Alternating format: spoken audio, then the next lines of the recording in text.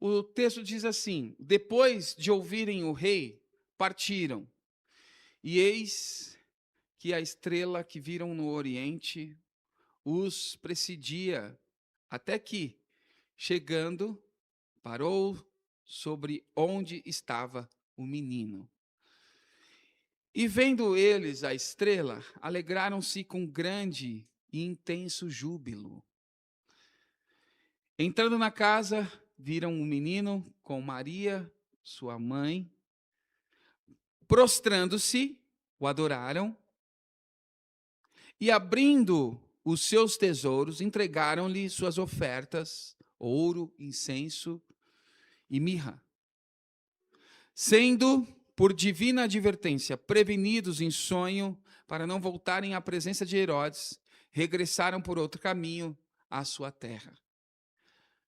Feche seus olhos em nome de Jesus. Pai, eu te agradeço pelos irmãos, te agradeço pela exposição da tua palavra, que os irmãos possam sair daqui edificados em nome de Jesus Cristo, porque somente a tua palavra pode confrontar os nossos corações e confortar também.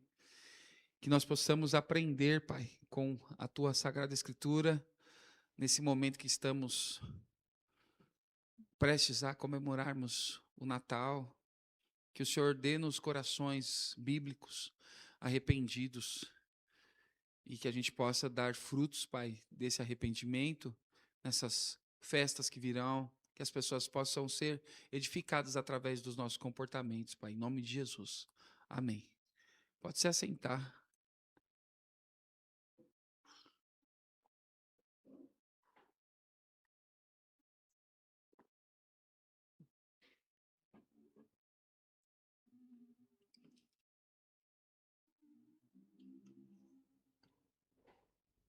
Bom,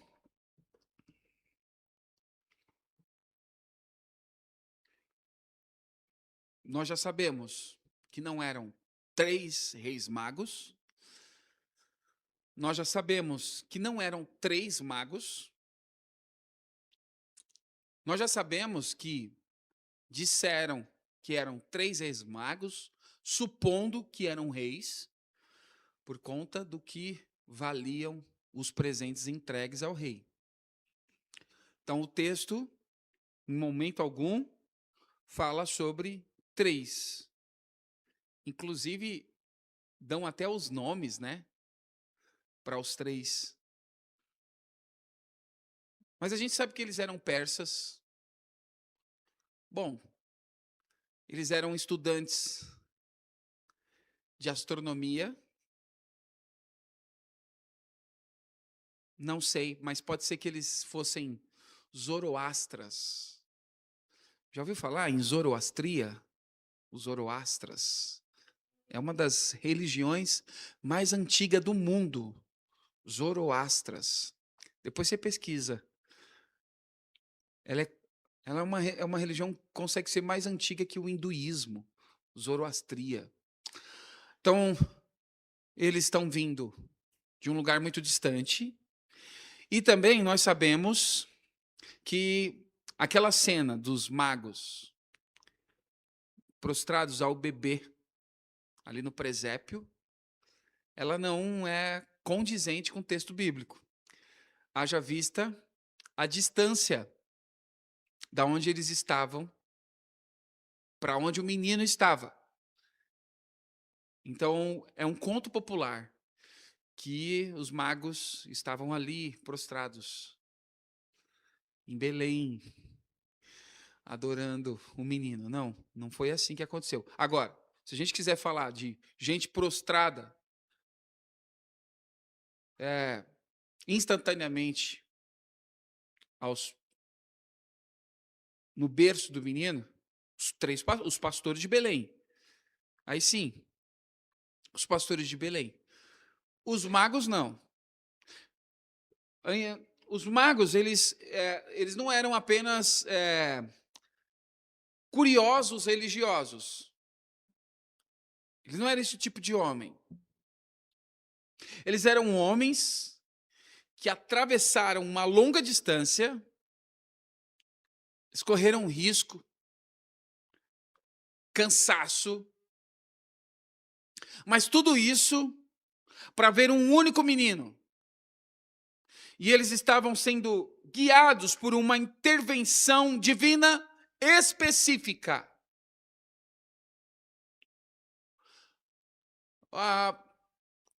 Quando a gente fala sobre astronomia, para quem gosta de falar e quem gosta de estudar, a gente fala na Bíblia sobre a estrela d'alva. Hoje a estrela d'alva tem outro nome.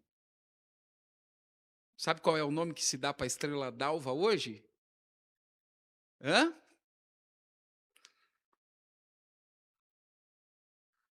Sabem? Não sabe? O que você acha? Não. Vênus. Planeta Vênus. Estrela d'alva, planeta Vênus. Dá uma pesquisada aí, dá uma olhada aí. Então, quando a gente estuda astronomia, estrela d'alva, o planeta Vênus. Isso mostra o estudo dos magos. Eles estavam sendo guiados por uma intervenção divina. O texto enfatiza que a estrela os precedia até parar sobre o lugar em que estava o menino.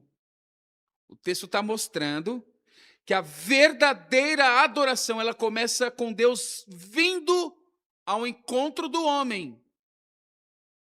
Não é o contrário. Os magos estavam sendo guiados a uma doxologia. Eles estavam sendo guiados a uma adoração. Era uma peregrinação que terminaria em adoração. Mas era Deus quem os estava guiando. E a alegria deles, dos magos, não foi produzida por presentes. Não. Foi conduzida por presença. Alegrem-se com grande e intenso júbilo. Alegraram-se com grande e intenso júbilo. Alegraram-se com grande e intenso júbilo. Ficaram alegres.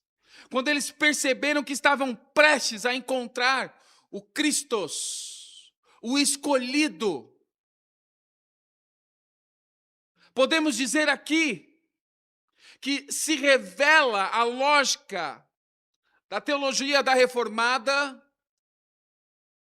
da generosidade. Porque só um coração que encontrou o seu tesouro em Deus é livre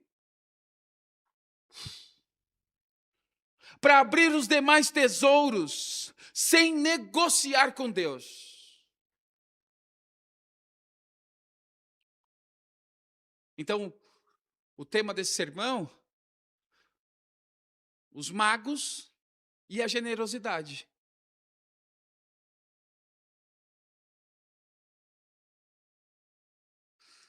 Se nós pudéssemos parafrasear, é o caminho até o rei e o caminho até o bolso.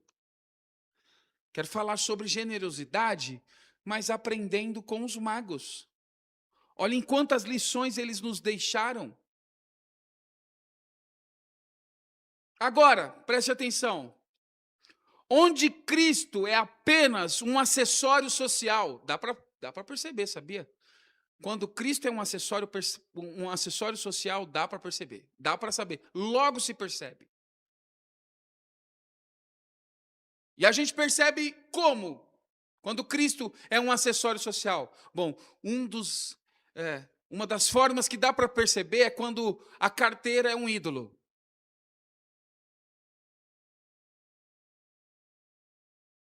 É quando a carteira é um Deus. Bom, se a carteira é um Deus, Jesus Cristo é só um acessório. Agora, onde Cristo é o centro, que foi o que aconteceu com os magos, a carteira ela é apenas instrumento de adoração. O versículo 11 É um versículo decisivo. Existe uma ordem de verbos aí. Eu faço questão de ler com você. A ordem está assim: prostrando-se. Vamos lá repetir comigo? Prostrando-se, adoraram. E abrindo seus tesouros, entregaram-lhe ofertas. Existe uma ordem. Existe uma ordem acontecendo aqui. Prostrando-se, adoraram, abrindo seus tesouros, ofereceram-lhe suas ofertas. Gente, Deus é organizado. Quando se trata de generosidade, Deus é pedagógico. A ordem aqui no texto importa. Não poderia ser o contrário. Igual muitos fazem hoje, ou muitos fazem as pessoas agirem dessa forma, né? Não. Existe uma ordem aqui diante de Cristo. Uma ordem lógica, uma liturgia. Primeiro, existe prostração, reconhecer. Primeiro existe adoração genuína. Primeiro existe coração contrito. Primeiro existe coração convertido. Primeiro eu sei quem é Deus. Primeiro eu sei a quem eu estou me prostrando. Primeiro eu sei o que eu vim fazer aqui. Existe uma lógica. Depois, abertura de tesouros. Ou seja, primeiro rendição do coração, depois rendição dos recursos. Primeiro coração. É teológico. Uma coisa está ligada à outra. Se não existir coração convertido, irmão, não existe generosidade. É impossível. Não tem como acontecer. Não existe como. A idolatria moderna, frequentemente, ela inverte a ordem. Vai num culto neopentecostal que você vai ver como que é a ordem lá.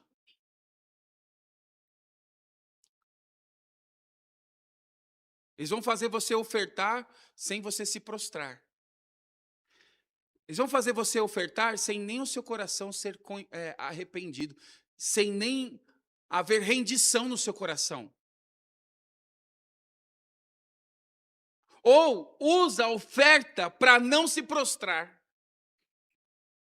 Como se generosidade pudesse comprar a liberdade para manter ídolos intocados.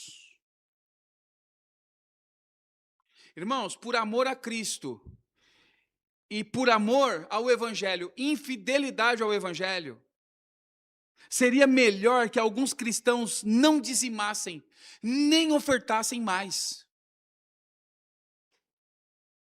Porque o fazem não por serem livres do amor ao dinheiro ou por generosidade. Eles não fazem nessa ordem que a gente lê aqui. Qual é a ordem?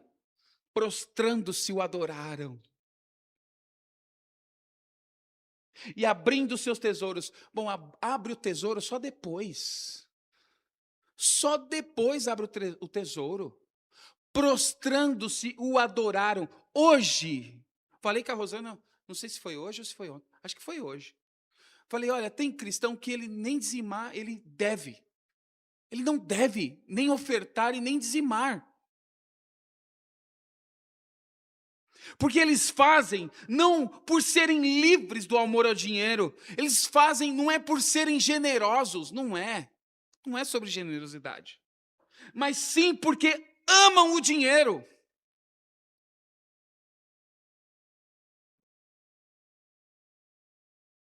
Eles acreditam que ofertar, tem gente que acredita que dizimar vai fazer com que não perca o que eles têm.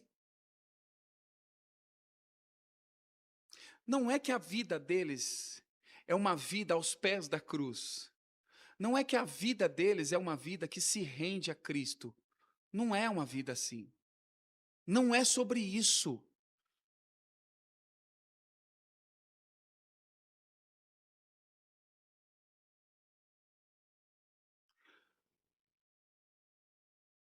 A frase abrindo seus tesouros está revelando um coração. Abrindo seus tesouros parece uma frase simples, mas espiritualmente, irmãos, é uma frase devastadora. É a continuação aí do versículo 11. Os magos não entregam moedas soltas, mas acessam que é guardado, eles acessam o que é protegido, o que é reservado, eles expõem diante de Cristo aquilo que normalmente seria preservado de qualquer consumo banal. Esse aqui nós guardamos, é para o rei que nasceu. Mas só consegue fazer isso um coração generoso, um coração que se prostra, um coração que tem adoração. Na prática, o coração moderno, ele não teme perder dinheiro. Ele teme perder o controle que o dinheiro oferece.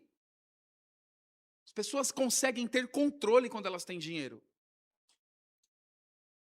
E por isso, a generosidade cristã, ela não é um gesto bonito. Nossa, que lindo!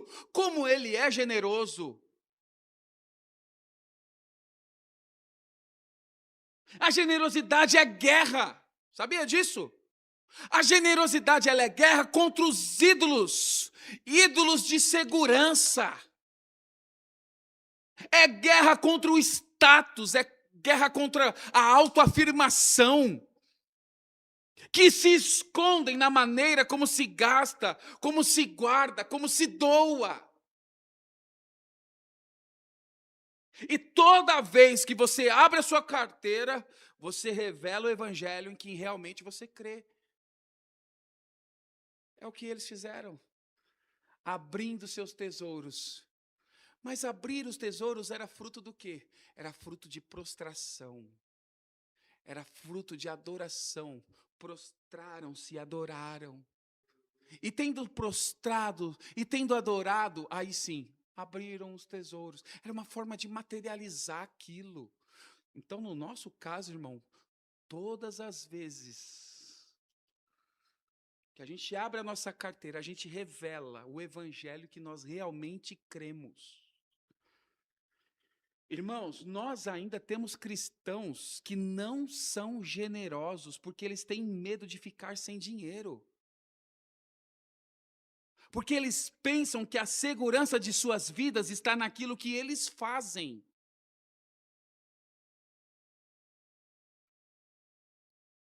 E só um adendo.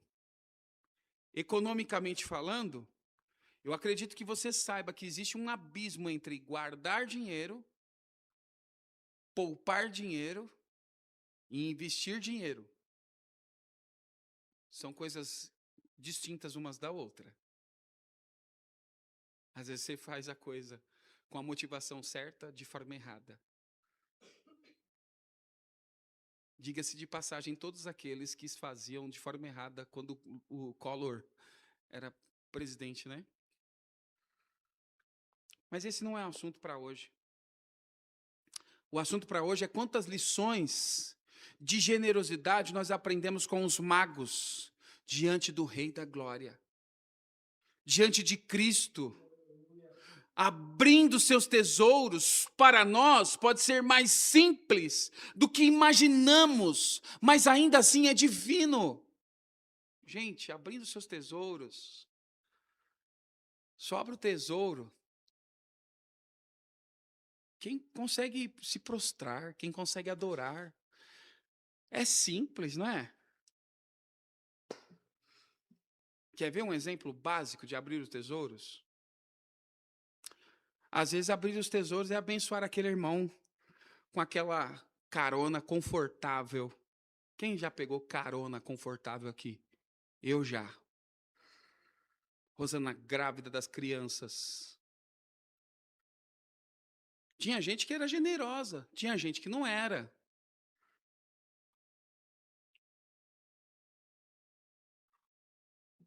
Quem não é generoso Não dá para você, não dá, porque a generosidade ela vem antes. É sobre corações que se prostram. É sobre corações que adoram. Mas não é uma delícia a gente ser alvo, não é? Daquela carona confortável. É uma delícia. É muito bom. Por exemplo, Provérbios capítulo 11, o versículo 25, está escrito assim, ó.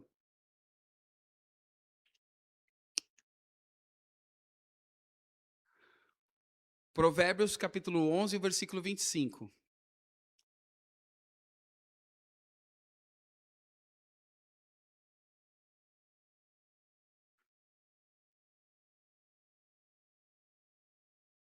O generoso prosperará. Quem dá alívio aos outros, alívio, alívio receberá. Olha que delícia.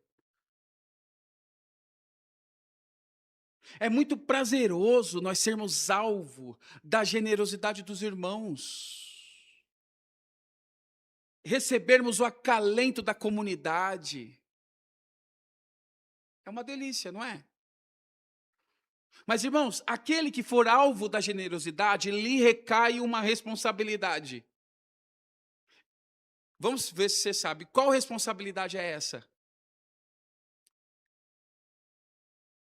Hã? A responsabilidade é ser generoso. Porque o que está dando alívio, presta bem atenção.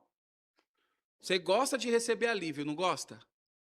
Mas o que está sendo fonte de alívio para você, ele também precisa receber alívio. E você entende, a generosidade não é opcional para o cristão. Se recebemos alívio, alívio nós damos. Se eu me sinto aliviado com aquela confortável carona, que é o que nós estamos usando aqui como exemplo. E essa carona, ela é um fruto de adoração. Ela é fruto de prostração.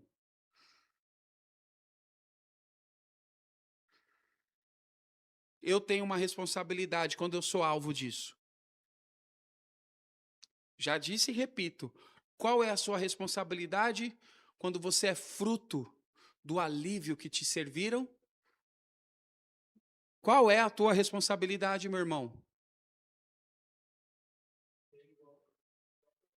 Dar alívio para o outro. Você já parou para pensar nisso? Quem está me dando alívio? Que mal há? Você chegar nele e falar, eu vou ser fonte de alívio para você, meu irmão. Eu também quero ser fonte de alívio para você. Deixa eu ser útil na sua vida. Com toda a minha inutilidade, me deixa ser útil na sua vida. Hoje é o meu dia de abastecer seu carro.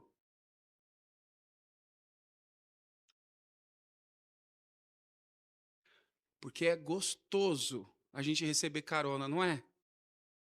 Mas carro não anda com sopro. Você não vai lá no coisa e faz assim, ó. Não.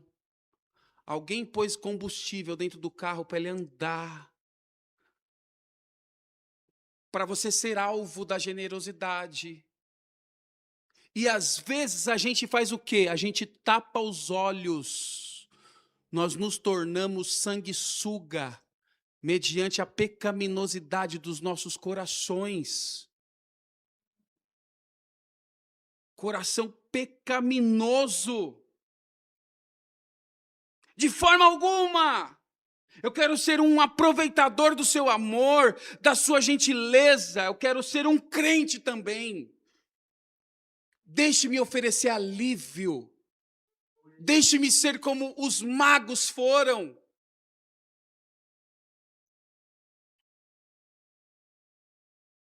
Irmãos, e vocês são gente experiente. Estou diante de gente madura aqui, tá? Isso lá no mundão funciona, viu? Isso lá no mundão funciona. Isso lá com aquele bando de ímpio que você vive funciona. Lá no rateio do churrasco, Guzula estava me falando algumas coisas esses dias. Lá no rateio do churrasco, não queira ser esperto lá não, viu? Porque o ímpio vai lhe pôr a vergonha. Ah, você trouxe carne dura? Você trouxe linguiça? Está aqui sua carne e sua linguiça, come. Não é assim que eles fazem? Na igreja, não. Na igreja, a gente criou um monte de gente que fala que é crente, mas não ajuda ninguém. Só se aproveita do outro. Aproveitadores. Seja útil na vida do seu irmão. Tenha caráter, tenha vergonha na cara. A generosidade, ela é ato de DNA na vida do cristão. 1 Timóteo, capítulo 6, versículos 17 ao versículo 19, Paulo diz assim para o jovem pastor Timóteo: ordene aos que são ricos no presente mundo, que não sejam arrogantes, nem ponham sua esperança na incerteza da riqueza. Paulo trata a riqueza com a incerteza. Mas aonde está a nossa certeza? Em Deus, que de tudo nos provê ricamente, para a nossa satisfação. Paulo diz: ordene-lhes que pratiquem o bem, sejam ricos em boas obras. Sejam ricos em boas obras. Sejam generosos e pronto a repartir. Irmão, foge dessa cultura maldita que existe nessa periferia de São Paulo, que você só recebe e não faz nada para ninguém. Você é do céu. É outro tipo de cultura. Essa cultura demoníaca. Ô, meu irmão, nós vamos sair juntos? Conta comigo. Vamos lá, eu e você. Atos de generosidade. Paulo está pedindo para Timóteo: sejam ricos em boas obras. Paulo continua: generosos e prontos para repartir. E dessa forma, que forma? Dessa forma, agora sim, eles acumularão um tesouro para si mesmos, um firme fundamento para a era que há de vir. Aí ele fala assim: e alcançarão a verdadeira vida. Paulo trata a generosidade de frente, ele não fica com meio termos, não. Sabe? Se toca. Tem gente que a gente precisa falar assim: se toca, acorda, para, seja melhor.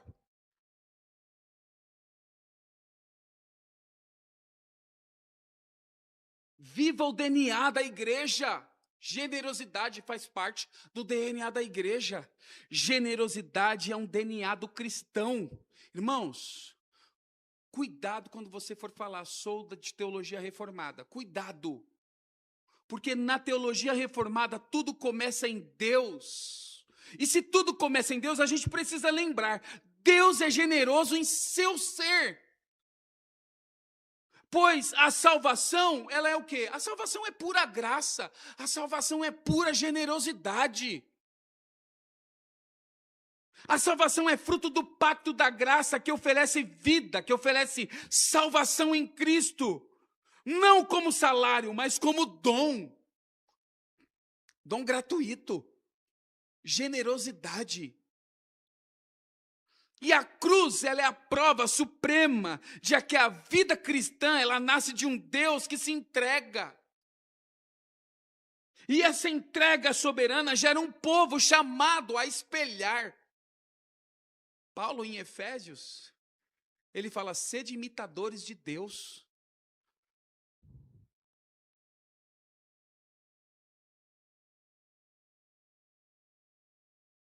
Claro que em miniatura, né? Mas é a mesma lógica de doação.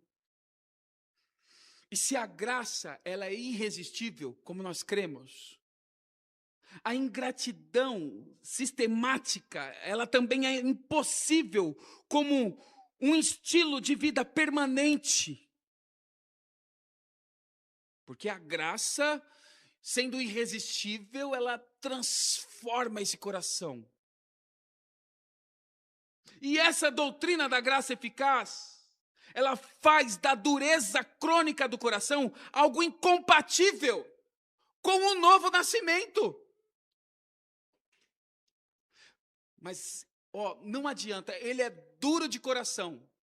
Gente, ou uma coisa ou outra. Ou a graça, ela é eficaz ou ela não é eficaz. Se ele é duro de coração, alguma coisa está errada. Se os frutos são dureza de coração, alguma coisa está errada. Ezequiel capítulo 11, o versículo 19, por exemplo, diz que alguma coisa está errada.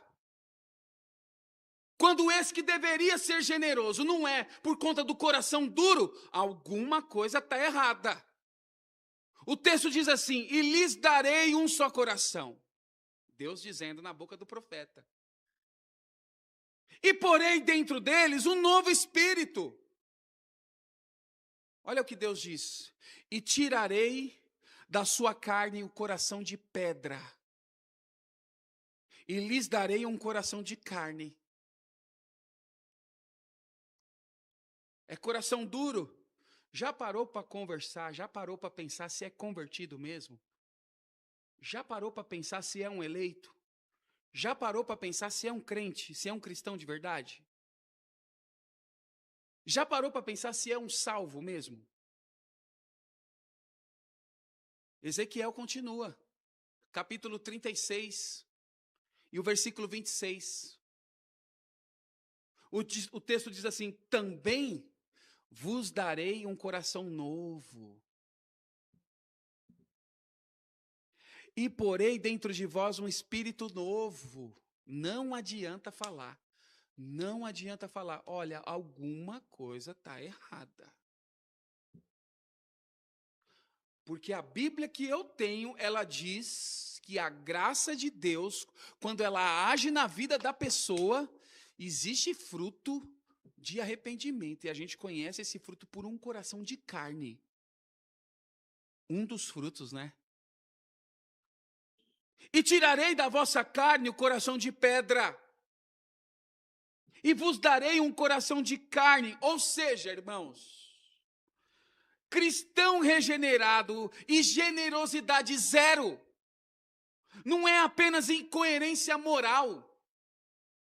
É contradição bíblica, é contradição espiritual. Cristão, mas não generoso. Alguma coisa está errada na Bíblia.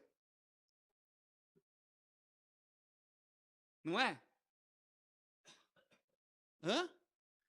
Alguma coisa está errada na Bíblia, não é? Nunca.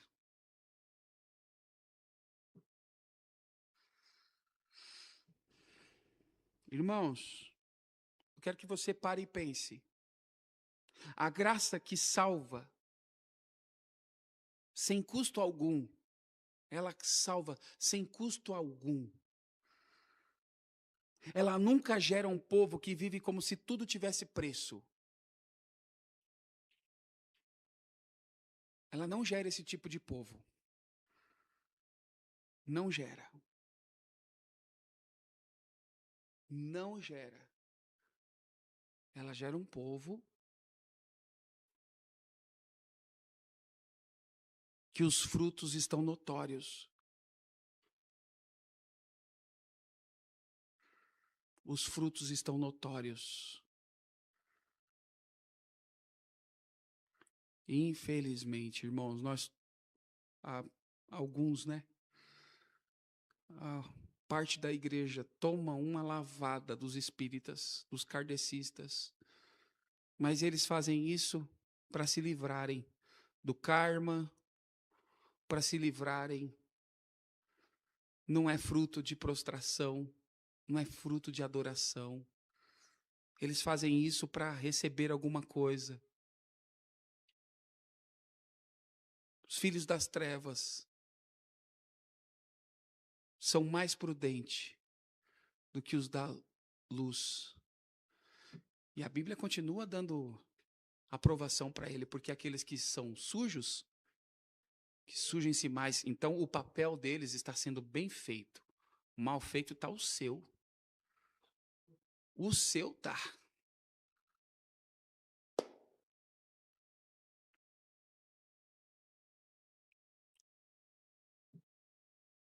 Generosidade com os que ensinam a palavra. A gente, quando fala de igreja bíblica, as pessoas ficam cansadas de serem usurpadas financeiramente. E quando elas vivem naquele mundo de heresias, aquele mundo fantasmagórico, elas dão até o que elas não têm para o herege. Elas patrocinam todo tipo de heresia. Aí elas tomam uma pancada da vida. Aí elas começam a procurar coisas na internet para assistir. Aí elas começam a assistir, primeiro, número 1, Hernandes Dias Lopes. Aí elas assistem 10, 20 vídeos deles. Aí daqui a pouco, elas começam a procurar outras coisas, aí elas acham o Iago Martins. Elas nunca vão lá no Augusto Nicodemos, porque é muito duro para mim, isso não. Quero ser reformado, mas sem ortopraxia. Se você quiser, eu falo o que é ortopraxia. Sabe o que é ortopraxia? Ortopraxia é quando a gente ama a teologia, mas a gente pratica ela. É teologia com piedade. A gente dá o nome disso de ortopraxia. A gente ama a ortodoxia. E o cristão reformado, ele é ortodoxo, ou pelo menos deveria ser. Então eu amo a ortodoxia. Ortodoxia é a palavra que é verdade. Ortodoxia é ortodoxo. Mas eu posso amar o desafio intelectual e não querer a piedade. Eu amo o desafio intelectual, mas a piedade não. E aí a gente tem outra matéria. A outra matéria é a ortopraxia. Eu preciso ser ortoprático também. Eu preciso amar a teologia e o desafio intelectual do calvinismo, mas ao mesmo tempo eu preciso ser piedoso.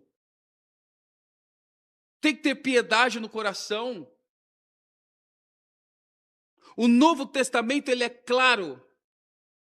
Deus liga a saúde espiritual da igreja à maneira como ela sustenta, como ela honra aqueles que ministram a palavra. Aí, se outrora eu fui... Qual é a palavra? Não. Outrora eu fui usurpado financeiramente. Bom, agora que eu sou reformado, agora eu não faço mais nada. Agora deixa que Deus faz. Agora sim, agora deixa que Deus faz.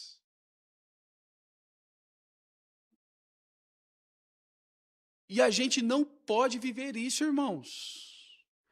A gente não pode viver isso. De forma alguma. Estou sempre falando para todos que me rodeiam. Falei, ó, da forma que vocês me tratam, se vocês forem dar presente para mim, dá para o Douglas também. Porque no dia que tiver um pastor aqui pastoreando vocês, gente, trata ele com generosidade. Se ele estiver aqui ensinando a palavra de Deus para vocês, trate com generosidade. Não peque como os hereges pecam, mas também não deixem de fazer o que vocês têm que fazer. O Novo Testamento, ele diz, Deus liga a saúde espiritual da igreja à maneira como ela sustenta, como ela honra aqueles que ministram a palavra. O apóstolo Pedro, ao exortar os presbíteros, mostra que a liderança deve servir de boa vontade e não por sorte da ganância. O que pressupõe uma comunidade que sustenta de forma honrosa para que o ministro não seja deformado pelo desespero financeiro ou pela idolatria do lucro. Existe erro dos dois lados quando se trata dessa questão financeira. Existe da falta do zelo de lá, existe um coração se crescendo, tentando se munir com tudo que ele está recebendo de lá. Em toda a tradição reformada permanece a convicção de que a igreja que ama a verdadeira palavra, a igreja que ama a verdade, cuida daqueles que a proclamam, para que não falte nem pão na mesa do pastor, nem óleo na lâmpada do púlpito. Estou sendo bíblico com vocês. Negligenciar generosidade, irmãos, com os que ensinam as Escrituras, é enviar uma mensagem silenciosa. Sabe qual mensagem é essa? Nós queremos a palavra, mas não queremos pagar o preço comunitário por ela. Nós queremos ter o direito da palavra boa, mas nós não queremos ter o dever pela palavra boa. Existe o dever também.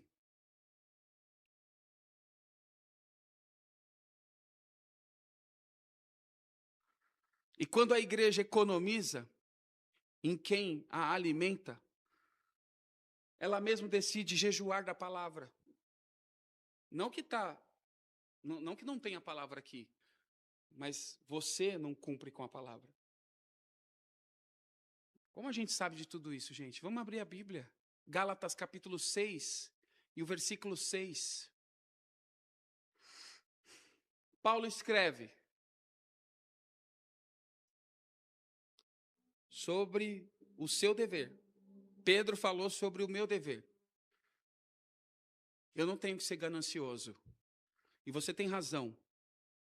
Você tem razão quando você fala, pastor não deve cobrar para pregar. Você tem razão quando você fala isso. Pastor tem que tomar cuidado com o dinheiro da igreja. Você tem toda a razão quando você fala isso. Você tem o direito de falar isso. Ó, você quer ver uma coisa diabólica que existe no meio da igreja? É quando as pessoas falam assim, ó, eu dizimo e o pastor faz o que quiser com o dízimo. Isso aí é ele e Deus. Isso é diabólico. Você tem que saber cada centavo seu onde está. Você tem que saber, isso é o direito que você tem. Agora, sabe qual que é o seu dever?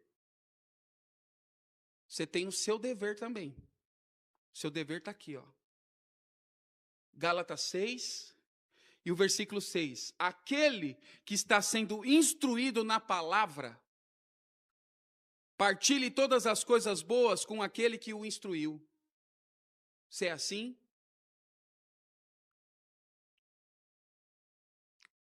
Quanto silêncio, gente.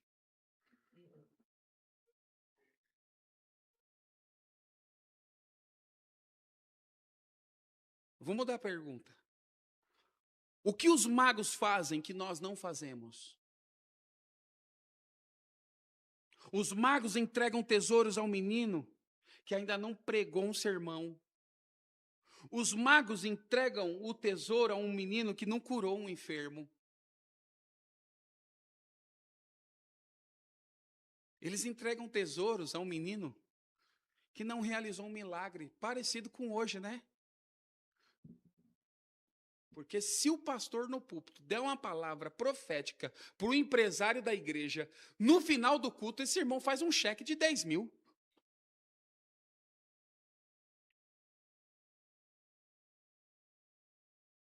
O que tem de gente ganhando dinheiro, indo em salão de cabeleireiro fazer profecia, indo na casa de jogador de futebol, orar para entregar manto, para entregar revelação, Não está escrito, é uma empresa. Os magos, não. O menino não tinha feito nada ainda. A gente às vezes é assim, né? A gente quer ofertar quando a gente ganha bênção. Os magos não. Jesus não tinha multiplicado pão, Jesus não tinha multiplicado peixe, Jesus não tinha curado leproso, Jesus não tinha, que mais? Fala aí. Transformado água em vinho, mas eles entregaram os tesouros ao menino Jesus. Generosidade. Generosidade.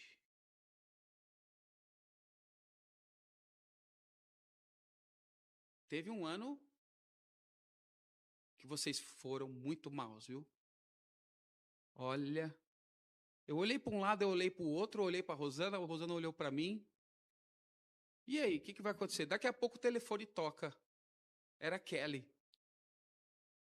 Ó, vem para cá, Natal. Acho que foi no dia. O ano novo, né? Que a gente encontrou o tribulado lá, né, Douglas? Passamos o ano novo trocando um pneu, né? Não é, crente? A virada, passamos o ano novo trocando um pneu. O Thiago estava também, né? Porque o pastor, ele é assim, irmão, ele prega o ano inteiro ele prega. Mas a igreja não cumpre Gálatas 6:6. O pastor, ele vai ser cobrado, sim, de tudo que ele tem que ser cobrado, mas às vezes ele está sendo cobrado, e é o direito do cristão cobrar, mas de gente que não cumpre com os deveres deles.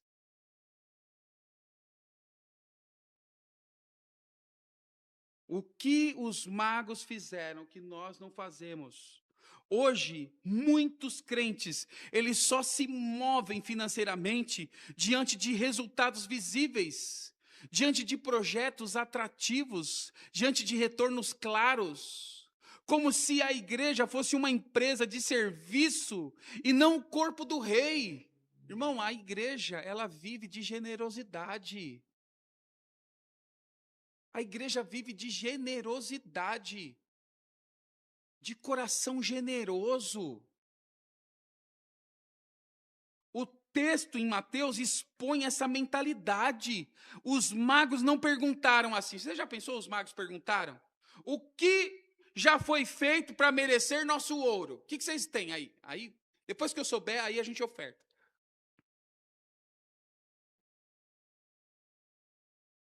Eles perguntaram com sua postura. Tipo, quem ele é? Para que nós não retenhamos os nossos tesouros. Quem ele é? Não. Não foi dessa forma. Os magos ofertam em cima da promessa que nós lemos lá em Miqueias. E lá em Belém, Efratá, virá aquele que pastoreará o meu povo. Muitos cristãos, eles só ofertam em cima da planilha. Irmãos, a generosidade, ela não nasce quando se tem muito dinheiro, sabia disso? Se eu tivesse mais dinheiro, eu seria generoso. E eu não estou, desde o início da palavra, eu não estou falando de dinheiro, você sabia? Eu nunca falei sobre dinheiro aqui. A generosidade, ela não nasce quando se tem muito dinheiro, mas quando se tem menos medo.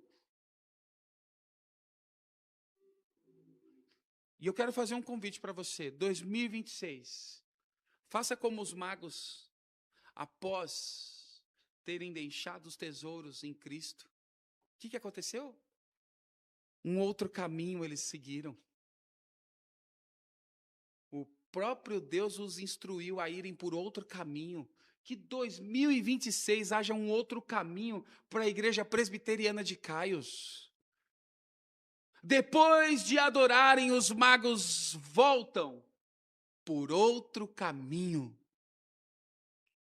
Sabe por quê, meus irmãos? Porque todo encontro verdadeiro com Cristo altera trajetórias. Quem mantém o mesmo caminho, quem mantém a mesma lógica de vida, quem mantém a mesma relação com dinheiro e generosidade, talvez só tenha se aproximado do presépio, não do rei. Foi só ficção. E para 2026, a igreja presbiteriana precisa ouvir esse chamado, voltar por outro caminho, na forma de lidar com recursos, na forma de lidar com os dízimos, as ofertas, sustento, misericórdia, missão. E não se trata, irmãos, de uma campanha emocional, não é isso, mas de um arrependimento estrutural, reorganizar prioridades, cortar ídolos, rever consumos, reescrever orçamentos, mas para quê? Para que a generosidade não seja sobra, mas seja o DNA da igreja presbiteriana de Caios. É uma igreja generosa uns com os outros. Se der, eu faço. Não. Os magos, eles abriram tesouros diante de um menino. E a igreja presbiteriana de Caios é chamada a abrir tesouros diante de um rei entronizado. Qualquer coisa abaixo disso, irmãos, é incoerência espiritual. Para nós orarmos, que o mesmo Deus que guiou os magos por uma estrela, Ele possa guiar a igreja presbiteriana de Caios em 2026 por outro caminho. O caminho de uma adoração que se prostra. O caminho que abre tesouros e volta ao mundo com uma nova relação com tudo o que possui. Volte por outro caminho em 2026. Se realmente você encontrou com Cristo, não é? Feche seus olhos em nome de Jesus. Deus, eu te agradeço pela tua palavra. Eu te louvo, Pai, por esse escrito que confronta os nossos corações, que a gente aprende tanto com isso, Pai. Os magos deram tesouros ao menino Jesus, sem ao menos o menino Jesus ter lhes feito nada. Eles nos ensinaram sobre generosidade diante de Cristo. Eles nos ensinaram sobre corações piedosos diante de Cristo. Eles nos ensinaram sobre ortopraxia. Eles tinham uma promessa, eles tinham uma profecia, eles creram na teologia, eles creram na promessa, e aí eles se prostram, eles adoram e depois abrem tesouros. Eles nos ensinam sobre uma piedade teológica. Pai, que o DNA da nossa igreja, Pai, seja a generosidade, que faça parte do DNA da tua casa, Pai, a generosidade, Pai. A gente ama estudar a tua palavra, a gente ama ler a palavra, a gente ama ouvir a palavra, a gente ama conversar sobre a palavra, mas, Pai, prepara os nossos corações para a gente ser generoso, Pai, para a gente romper com a nossa humanidade, a gente cuidar uns dos outros, a gente ser leal uns com os outros. Nos ajuda, Pai. Isso aqui não é papo de neopentecostalismo, isso aqui não é papo de triunfalismo, não. Isso aqui é sobre escritura, Pai. Rompe esses corações, em nome de Jesus Cristo, Pai.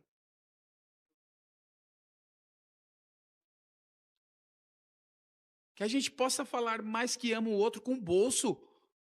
É muita palavra.